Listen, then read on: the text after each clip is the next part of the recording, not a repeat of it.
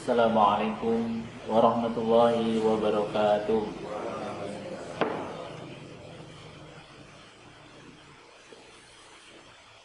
Alhamdulillahi rabbil alamin. Subhanaka la ilma lana illa ma 'allamtana innaka antal alimul hakim. Raditu billahi rabba wa bil islami dina wa bi Muhammadin nabiyya wa rasulah. Rabbi zidni ilma warzuqni fahma. Wa sallallahu ala nabiyyina Muhammadin al-Mustafa Muhammadin sallallahu alaihi wa alihi wasallam. Ya ayyuhalladzina amanu taqullaha haqqa tuqatih wa la tamutunna illa wa antum muslimun. Kita memuji dan bersyukur kepada Allah atas segala nikmat yang Allah karuniakan kepada kita. Bukan hanya nikmat jasmani, tetapi nikmat-nikmat rohani yang Allah limpahkan kepada orang-orang yang beriman. Ringan langkah kaki mereka menuju ketaatan demi ketaatan.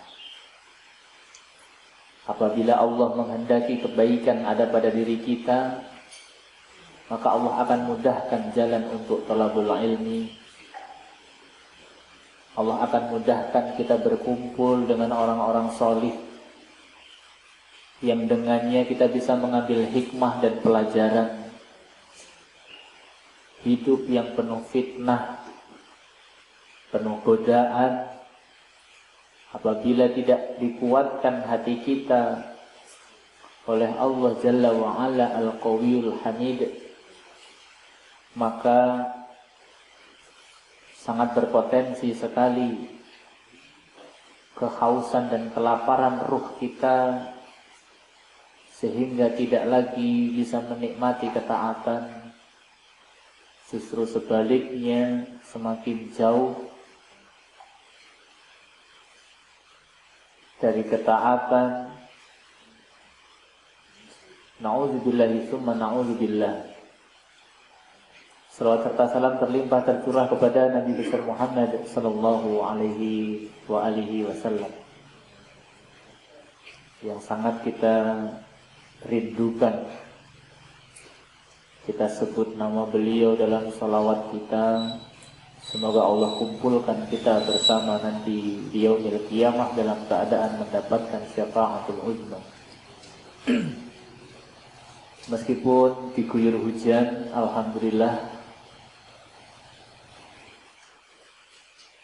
derajat pahala di sisi Allah disesuaikan dengan kadar kesulitan yang dihadapi. Insya Allah, meskipun hujan tetap ramai.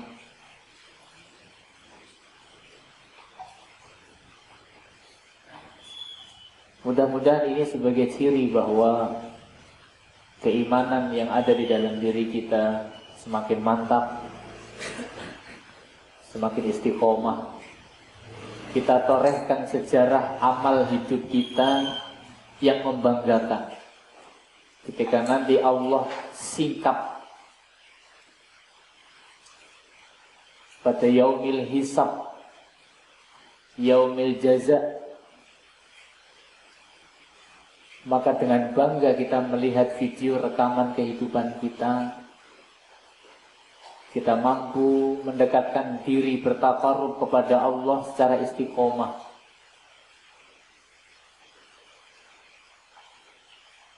Alladzina qalu rabbunallah tsumma istaqamu tatanazzalu alaihimul malaikah. Orang-orang yang beriman yang mereka berkata aku beriman kepada Allah kemudian istiqomah, tatanazzalu alaihimul malaikah, Allah akan turunkan kepada mereka malaikat. Ini malaikat yang Allah turunkan kepada orang-orang yang istiqomah ini kemungkinannya ada dua, yakni ketika mereka masih hidup di dunia, Allah bersamakan, besertakan malaikat untuk mendampingi sehingga kita mampu mengarungi kehidupan kita dengan penuh maslahat karena didampingi malaikat. Juga nanti ketika sakaratul maut, yang malaikat tersebut ketika kita berada di dalam ketakutan sakaratul maut, takutnya luar biasa. Seperti pertama kali kita melihat hantu. Ada nggak hantu? Bisa berkeringat sedangkan cuaca dingin. Saking takutnya sakaratul maut, tatanazzalu alaihimul malaikah. Kemudian malaikat tersebut berkata, alla takhafu wa la tahzanu. Kamu jangan takut, kamu jangan sedih. Wa absyiru bil jannah. Berilah kabar gembira kepada mereka dengan jannah alladzi kuntum tu'adun, yang selama ini dijanjikan kepada mereka. Insyaallah kita akan lanjutkan kajian kita. Sebenarnya adab sebagai imam ini masih panjang, tetapi secara garis besar pelajaran yang pokok, yang inti telah kita bahas dalam pertemuan yang lalu. Dan insya Allah pada pertemuan kali ini kita masuk ke dalam bab adab makmum. Semua orang bisa menjadi makmum, tapi tidak semua orang bisa menjadi imam. Ini harus kita sadari betul. Laki-laki, perempuan, tua, muda, besar, kecil, merdeka ataupun budak boleh menjadi makmum. Tetapi tidak semua di antara mereka bisa menjadi seorang imam. Syarat menjadi makmum lebih mudah, lebih terbuka, lebih longgar. Kalau syarat menjadi imam lebih ketat.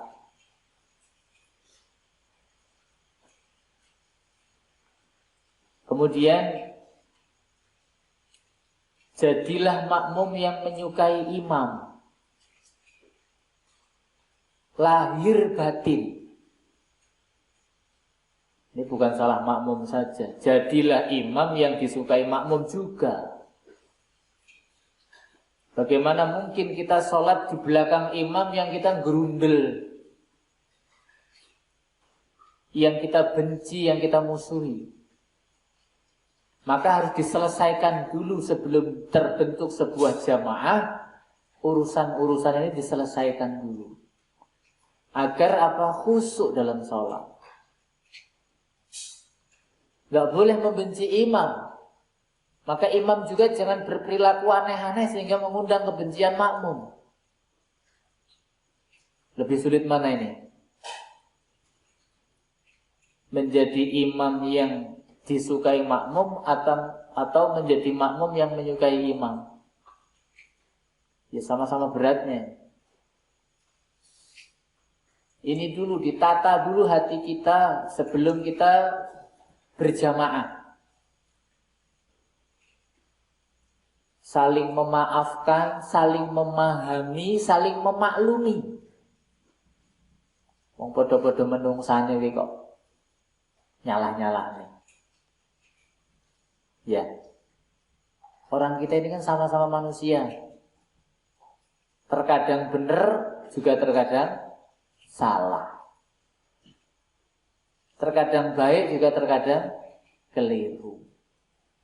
Dimaklumi, difahami. Jangan merasa lebih baik dari siapapun. Wala tuzzaku anfusakum innallaha a'lamu bimanittaqo. Ojo sok merasa baik, Allah yang paling tahu siapa yang lebih bertakwa. Ini dalam kehidupan real diterapkan. Ustadz yang banyak ibadahnya jangan sombong. Jamaah yang mungkin masih bergelimang kekhilafan, Jangan putus asa. Jadi kalau ini sudah kita sadari secara benar, setel nanti. Selalu memaafkan kesalahan orang. Selalu memaklumi dalam hal-hal yang sepele. Ora apa-apa. Wong gur ngono wae kok ya dibahas. Ini tentu dalam tanda kutip hal-hal yang masih bisa kita toleransi dari kesalahan-kesalahan sahabat kita, saudara kita, keluarga kita maafkan. Kalau butuh diklarifikasi, kita klarifikasi. Supaya tidak ada rasa grundel. Bahasa Indonesianya apa sih grundel? Apa ya? Menggerutu. Iya. Nah ini kita posisikan hati kita bersih, ridho. Makmum ridho kepada imam, imam ridho kepada makmum. Jangan terus dikoreksi, dicari-cari terus kesalahannya. Iki imam kira patek fasih. Jadi terus dicari sehingga sholatnya tidak khusyuk nanti. Nah ini pertama kali yang paling utama, bersihkan hati kita. Bagaimana kita jangan membenci imam, juga imam jangan membenci makmumnya. Imam sebelum takbiratul ihram itu kan melihat makmum. Nah, di antara makmumnya itu ada orang yang tidak disukai. Waduh, ini jadi jamaah saya lagi. Itu enggak khusyuk nanti. Salatnya bisa salah-salah nanti. Bacaannya salah-salah, gerakannya bisa salah. Karena apa? Fokusnya apa? Nah, tadi dia sekilas melihat orang yang tidak dia sukai. Kenapa? Begitu pula ada banyak kasus makmum enggak jadi salat berjamaah, pulang gara-gara imamnya enggak cocok dia. Kenapa seperti itu? Saya kalau yang imamnya ini saya nggak cocok, mending sholat di rumah. Siapa dia? Siapa kita? Terlalu memelihara kebencian. Kebencian kok dipelihara? Ya ini tazkiyatun nufusnya, membersihkan hati kita. Jangan saling membenci, jangan saling membelakangi, jangan saling menyakiti. Ya kalau toh terjadi hal-hal yang mungkin crash, salah paham, terpaksa jidal mungkin bantah-bantahan, ya segera istighfar. Ingat eling lan waspada. Ya. Yang kedua,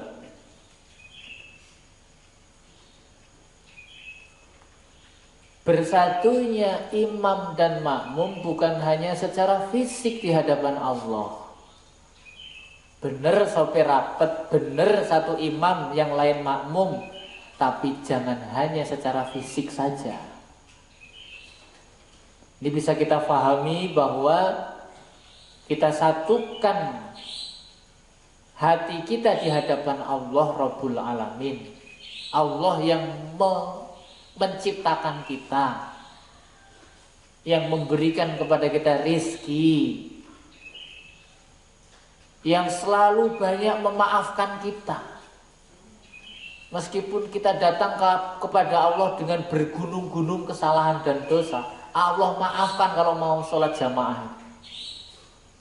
Maka dua waktu dari satu sholat ke sholat lain menjadi kafarah atas dosa-dosa yang dilakukan di antaranya, di antara kedua waktu sholat. Asal mau sholat diampuni sama Allah.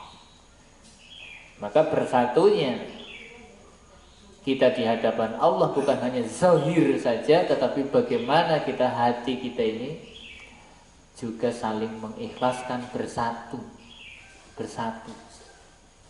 Karena nggak pernah benernya kalau dicari, kalau mau mencari duri di dalam ikan pasti ketemu. Ya. Tapi ikan itu ya nggak duri semua, pasti ada dagingnya. Maka kita pilih yang memang kita bisa ambil-ambil, yang tidak bisa kita manfaatkan ya kasih kucing, itu aja.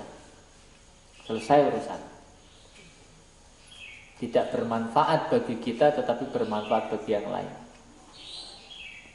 Lek gelem mbok goleki kesalahane pasti ketemu. Ini dalil ini. Dalil Jawa. Kalau kamu mau telaten goleki kesalahane wong ketemu. Tapi apa ya kuwi kerjaanmu kan gitu. Di monggo inilah awal pondasi yang diprovokasikan oleh Rasulullah kepada para sahabat. Bersatulah hati. Bersihkan. Bahkan diancam dalam surat Asy-Syu'ara, yauma la yanfa'u malan wala banun illa man atallaha biqalbin salim. Raguna bondo, raguna anak enggak berguna, harta enggak berguna, keturunan, kecuali siapa yang menghadap Allah dengan hati yang bersih. Qalbin salim. Hati yang bersih. Hati yang selamat. Kemudian adab sebagai makmum yang kedua tentu menunggu imam. Nah, ngapain saja ketika kita duduk menunggu imam? Jangan ngobrol. Atau malah kober-kobre sik nyumet rokok.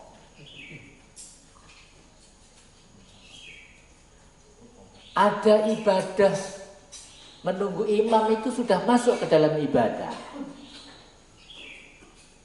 Hadis riwayat Ibnu Sunni dan Abu Dawud menjelaskan perbanyak membaca subhanallah walhamdulillah wala ilaha illallah wallahu akbar astaghfirullahalazim. Diulang-ulang nunggu qomat. Ya kalau sudah salat sunnah ini. Salat sunnah sudah, imamnya belum datang, belum qomat, perbanyak baca subhanallah walhamdulillah wala ilaha illallah wallahu akbar astaghfirullahalazim. Itu diperbanyak. Ini hadis Abu Dawud dan Ibnu Sunni. Dinikmati tasbih kita, takbir kita, tahlil kita, istighfar kita, diresapi benar-benar. Ya, ibu-ibu ngobrol wis senengane nunggu imam. Lawe apa? Sambel mbok kei terasi apa ora? Ini bagi ibu-ibu yang sholatnya di masjid. Kan ketemu sama temennya nih ya. Yo dakmu kandel temen. Ada aja yang diobrol. Kowe kok tambah puru saiki. Rajin senang. Pokoknya ada aja yang diobrol. Nah itu. Ini kalau bisa setelah ngaji jangan lagi diulang.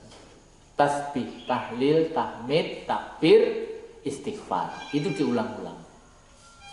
Kemudian juga berdoa dengan membaca Rabbi a'udzubika min hamazatis syayatin. Ini saya baru ketemu dalilnya di sini. Ternyata ini dulu di orang-orang tua kami dulu di cabang sana, Candipuro itu kalau mau sholat pantesan baca ini Rabbi a'udzubika min hamazatis syayatin. Saking seringnya saya mendengar sampai saya juga hafal. Rabbi a'udzubika min hamazatis syayatin. Ini ada di dalam surat Al-Mu'minun. Doa ini. Ya, ada dalam surat Al-Mu'minun.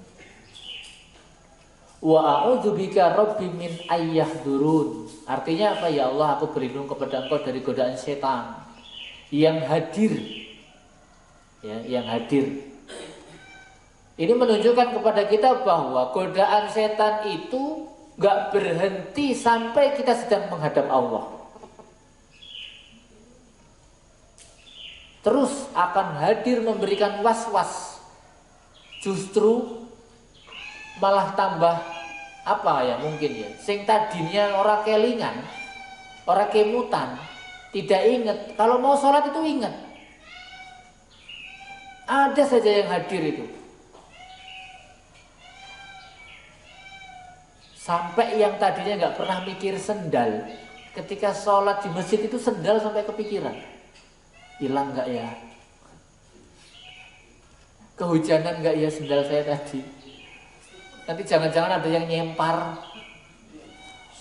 Sepele betul gitu. Itu saja mengganggu pikiran. Apalagi yang mau bangun rumah, mikir bata, semen, batu, split, bayar tukang, weyo. Ada yang anaknya mau ujian, ada yang anaknya mau kuliah, ada yang anaknya mau kerja, menghantui terus. Belum yang mempersiapkan mau bikin konsumsi pengajian, hadir itu. Pengajiannya mas seminggu sekali, tergodanya setiap mau sholat. Besok mau tak kasih bumbu apa ya? Besok yang buat sambal siapa ya? Itu inget itu. Mau sholat, padahal pengajiannya cuma seminggu sekali. Nah ini makanya memperbanyak doa itu. Allahumma inni a'udzubika min hamazatis syayatin.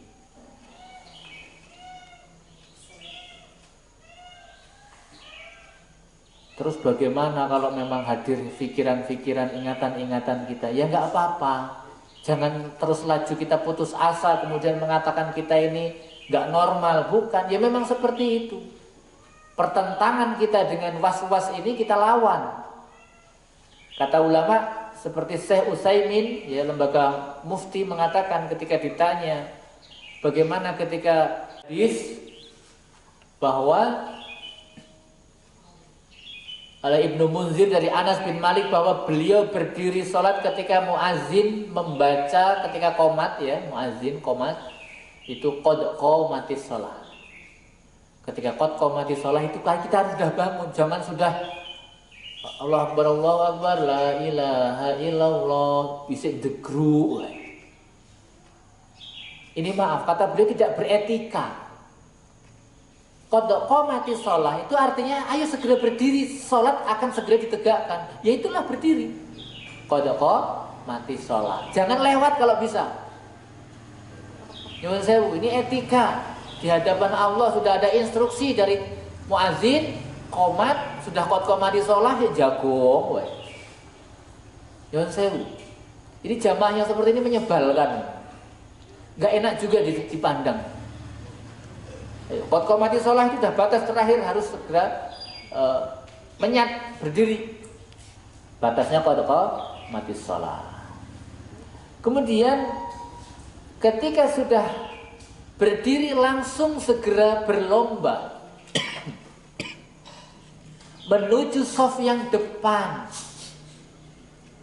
Ya, kata Rasulullah, seandainya kalian mengetahui keutamaan shaf yang paling depan, maka kalau kalian tidak mendapatkan kecuali dengan mengundi, pasti kalian akan mengundi. Artinya berebut. Jangan monggo jenengan, monggo jangan kayak gitu. Kalau untuk urusan akhirat serobot-serobot saja, tapi ya tentu dengan pola yang baik. Kalau untuk makan urusan dunia nggak apa-apa, monggo silakan, ayo jenengan riyin, monggo nggak masalah. Tapi kalau untuk urusan akhirat, saya duluan. Para sahabat seperti itu, fastabiqul khairatnya seperti itu. Nyuwun sewu, kalau masalah akhirat ayo berebut duluan. Ayo siapa yang lebih cepat, gitu. Dan ini tampak betul. Nyuwun sewu ya, ya meskipun cuman sebentar, saya pernah sholat Jumat di depan Ka'bah itu ya, masya Allah, berebut orang mau paling depan itu. Sampai maaf waktu itu orang-orang saya minta untuk mengaitkan ini. Ayo saya ajak satu orang, kemudian terus nular. Akhirnya begini sekegah pokoknya sampai goyang-goyang sampai tapi tidak ada kebencian. Jangan terus, wong ya ampun deh, nggak usah kayak gitu. Di Istiqlal itu ketika kajian jamaah kan rapat. Ketika dia sholat, ya, maka kalau kajian di Istiqlal itu ya duduknya jangan terlalu maju di shaf awal. Di situ duduk saja di situ meskipun nanti dia menjadi orang yang shaf nomor 3 dalam kajian. Tetapi kalau dalam sholat yang di depan ini disuruh mundur. Yang duduk di situlah yang saf pertama. Gitu. Nah, teman-teman yang dalam kajian seperti itu memiliki hirah semangat pengen duduk ketika menempati saf terdepan dalam sholat mereka. Dan kata Rasulullah, yang paling baik adalah yang paling kanan. Kenapa yang paling kanan?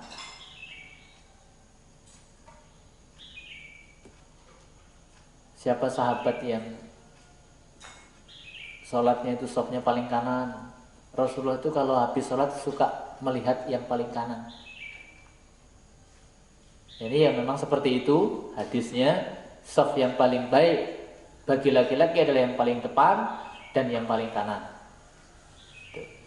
Kemudian bagi ibu-ibu, itu yang terbaik itu yang paling belakang. Penuhi yang belakang dulu. Tapi saya pernah membaca di dalam sebuah artikel, yang dimaksud paling belakang itu adalah paling belakang laki-laki. Artinya juga di depan juga. Itu pendapat. Saya pernah baca seperti itu, wacana, tapi saya lupa di kitab apa. Nah, tetapi dalam zahir sebuah yang diambil oleh majelis tarjih itu lelaki dewasa di depan anak-anak, perempuan dewasa di belakang anak-anak. Jadi anak-anak itu di tengah dikumpulin. Ya, dikumpulin. Tapi Profesor Hasbi As-Siddiqi di sini menjelaskan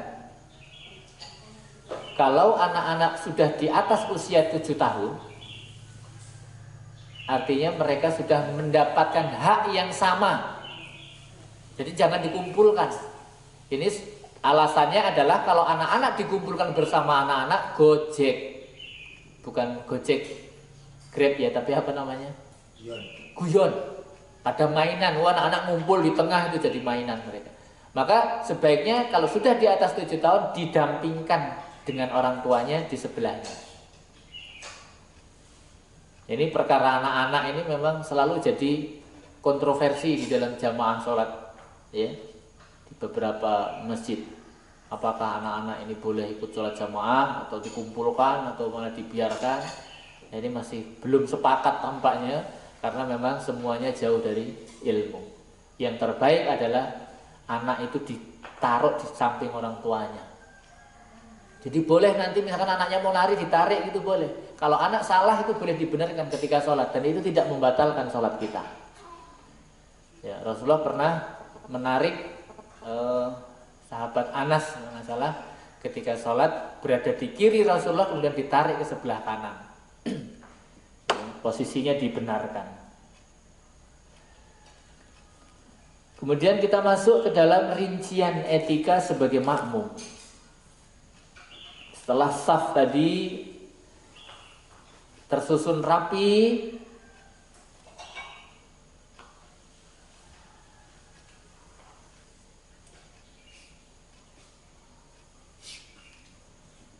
hadisnya banyak sekali ya.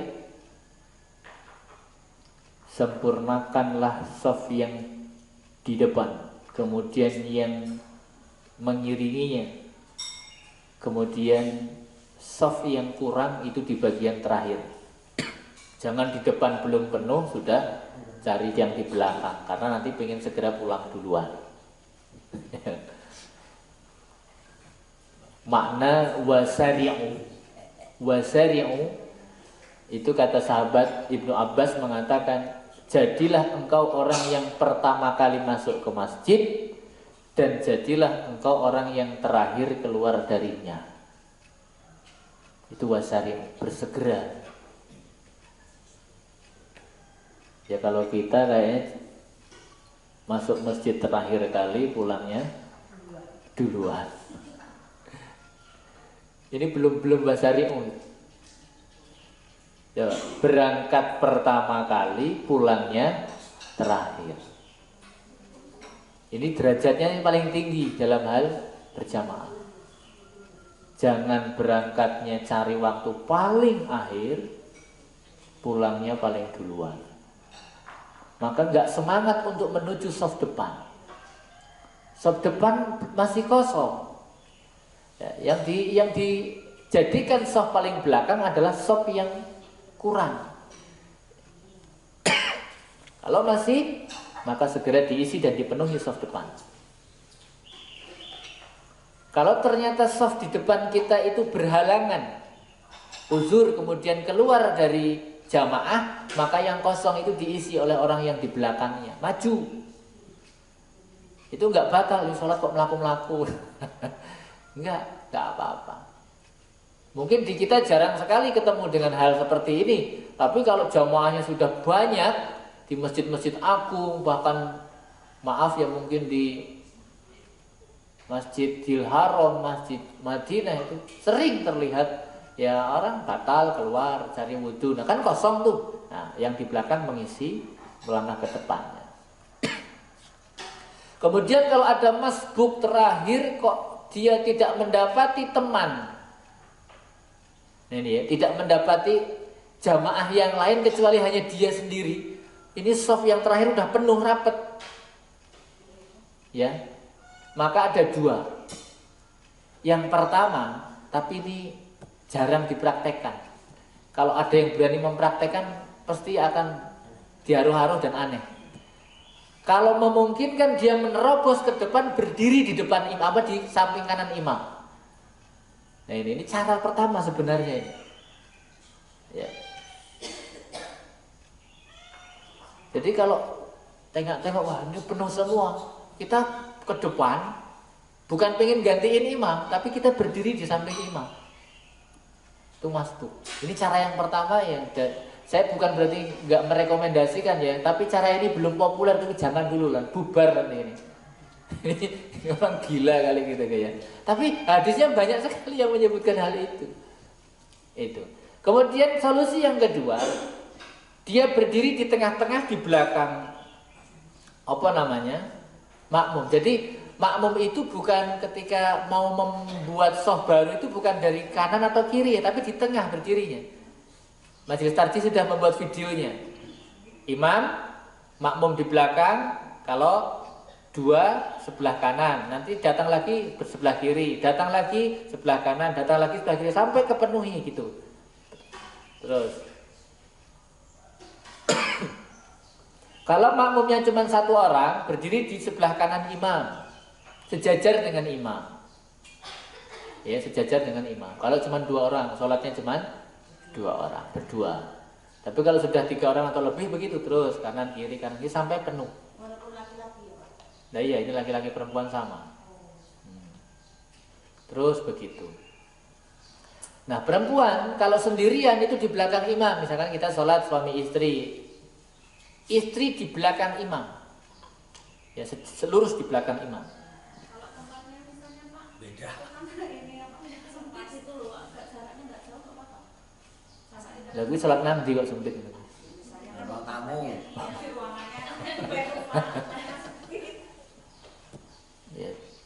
Ya itu kecuali. Apa boleh buat? Kalau kita misalkan maaf sholat di tempat transit, di bandara, di pom bensin, mana itu kan nggak genah tuh ya. Masjidnya kecil, jamaahnya banyak, anak cakak-cakan. Nah itu udah fatwanya udah lain. Sing penting sholat, gitu aja udah. Ya gimana tempatnya udah nggak jelas. Yang penting sholat. Caranya ya senyaman mungkin, gimana dibuat senyaman mungkin.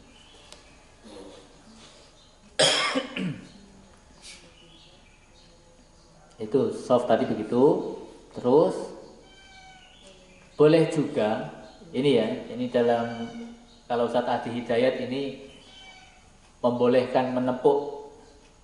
Saya belum ketemu dalilnya, tak cari, cuman di buku ini karangan Ustaz Adi Hidayat ini ya, saya sebut namanya di channel kita ini ya, di halaman 257 itu ada boleh menepuk, kemudian yang ditepuk itu mundur nemenin ini. Jangan kemudian dia mundur kita masuk ke depan. Dia mundur lagi.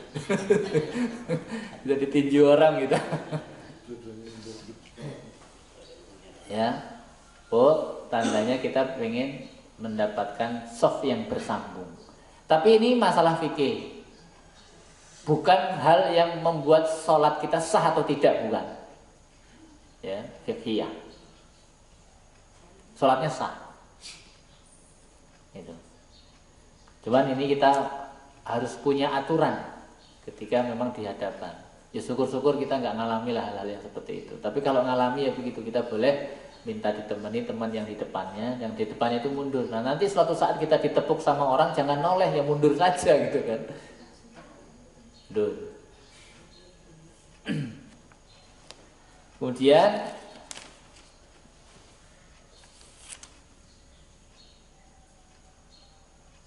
membaca takbiratul ihram setelah nyata benar imam telah selesai membacanya.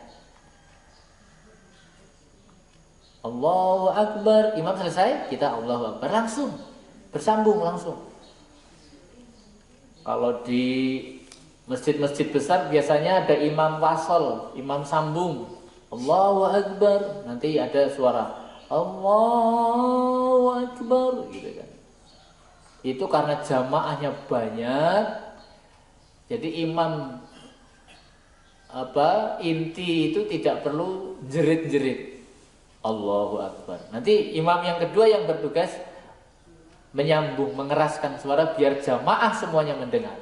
Nah setelah itu selesai bar, kita lanjut kita susul Allahu Akbar.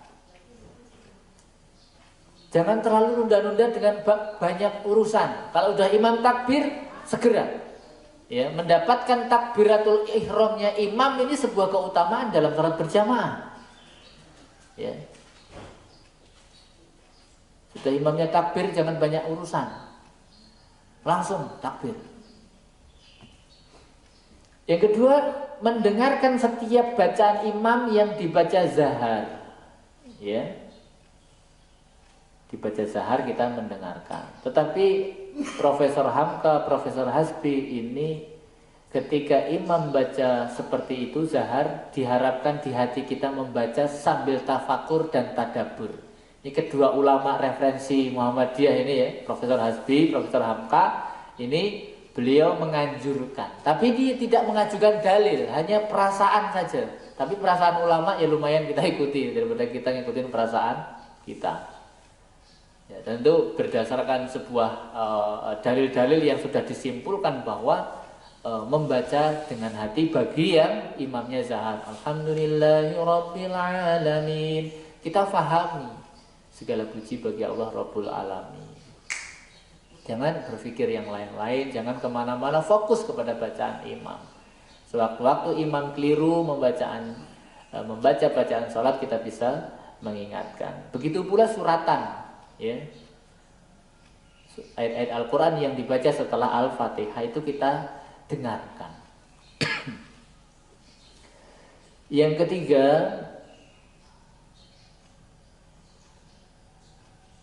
jangan mendahului. Imam belum takbir, sudah takbir. Imam belum rukuk, sudah rukuk. Jangan mendahului, batal. Nah dari sini juga ada istinbat atau namanya orang yang terlalu melambat-lambatkan sholat. Misalkan imam sudah ruku sampai iktidal kita baru ruku, imam sudah iktidal kita baru ruku, itu juga batal sholatnya. Kita misalnya maaf ya, imam bacanya memang cepat, kita itu sholatnya sangat bagus gitu ya, sehingga kita merasa bahwa kita belum selesai membaca. Nah itu nggak boleh begitu. Kalau udah jamaah ya sudah ikuti, kita selesai nggak selesai ikuti imam. Ikuti imam. Selesai nggak selesai ikuti imam. Kalau imamnya sudah ruku. Imam sudah ruku, selesai ruku. Imam sudah sujud, kita ikut sujud. Jangan kita menyelesaikan bacaan kita sampai imam sudah masuk ke gerakan berikutnya, kemudian kita baru, itu batal sholat. Sama hukumnya seperti mendahului sholat.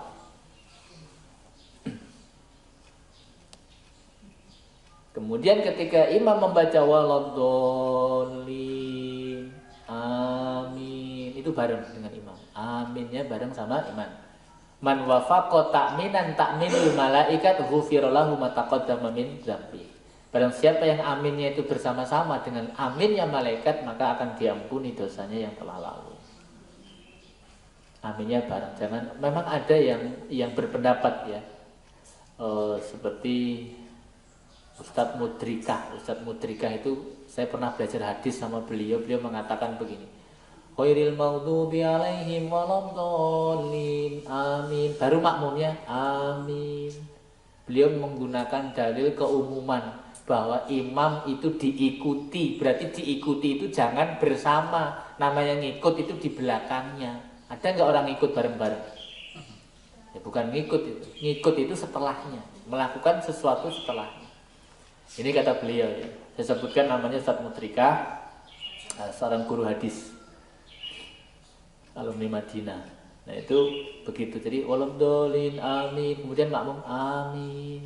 Di sini juga ada, saya pernah lihat bukan di Bandar Lampung tapi di Natar itu ada. Imamnya amin, kemudian baru makmumnya amin. Yang ditarjih bareng. Ghairil maghdubi alaihim waladdallin. Imam makmum bareng amin. Apa dalilnya? Ya namanya kita amin. Amin itu apa? Ya bareng-bareng. Artinya apa amin? Aman. Ya memang ada banyak arti amin ya, tapi maka yang benar itu amin. Semuanya panjang, jangan amin. Nah, atau amin. Itu artinya udah berubah. Yang benar panjang semuanya. Amin. Ya Allah, kabulkanlah permintaan kami. Dari sini ada sebuah pelajaran penting bagi kita. Kalau berdoa bersama dipimpin oleh seorang iman, aminnya itu sekali, nanti terakhir. Maaf, kaum muslimin wal muslimat ini banyak yang melakukan begini. Imamnya doa misalkan Jumat, Allahumma fir amin lil muslimin wal muslimat amin, kan gitu kan? Amin amin. Gak usah amin amin banyak-banyak. Aminnya nanti setelah selesai. Wa akhiri da'wana anil hamdulillahi rabbil alamin. Amin, selesai. Jangan keroyokan terus bertubi-tubi. Ini etika. Alhamdulillahi rabbil alamin. Amin ar-rahmanir-rahim. Amin gitu kan? Iya. Aminnya kok nyela-nyela terus. Nah, aminnya nanti kalau sudah selesai donga baru matur kali Gusti Allah, ya Allah kabulkanlah. Yang juru ustadnya itu. Iya, ini wong donga kok ora diaminke. Nah, memang ya itu, ya mengko sabar gitu. Jenengan donga dhisik. Ini dulu maaf Ustadz saya Pak Haji Yasir itu ya. Ketua cabang Muhammadiyah Candipuro dulu bilang begini, wis anggap wae ngene, misale awake dhewe ngadep Pak Lurah. Ya apa ya arep ngomong kabeh? Ora cukup salah siji wae. Engko sing liyane tudone kowe. Itu beliau menggambarkan. Mosok ngadep misalkan ngadep Pak Haji iki kula sedaya niki aja ngomong iya. Iya ngomong iya. Nah, rame nang ruangan. Pengajian akbar itu ya begitu memang. Maka didandani, tapi gak populer yang masalah ini. Ya, tapi sekarang ekonomi aja. Ini kan kita memakai cara kita. Ini nasihat ulama loh ini. Ghairil maghdubi alaihim waladdallin. Amin. Aminnya keri, lek wis rampung, gak ono permintaan lagi baru amin. Terus ya, semua gerakan imam kita ikuti tidak dengan mendahului dan tidak memperlambat diri. Itu secara umum sampai berapa bab ini. Apabila imam lupa, makmum mengingatkan, ini sudah kita bahas. Kemudian insya Allah dalam pertemuan yang akan datang kita akan membahas tentang bagaimana tentang sujud sahwi, sujud syukur, sujud tilawah. Ya, jangan sampai terjadi, maaf, pernah terjadi di masjid belakang. Imamnya membaca surat yang ada ayat sajadahnya, kemudian sujud, makmum bingung. Ini apa-apaan karena nggak pernah belajar. Maka kita insya Allah akan bahas pekan depan jenis-jenis sujud.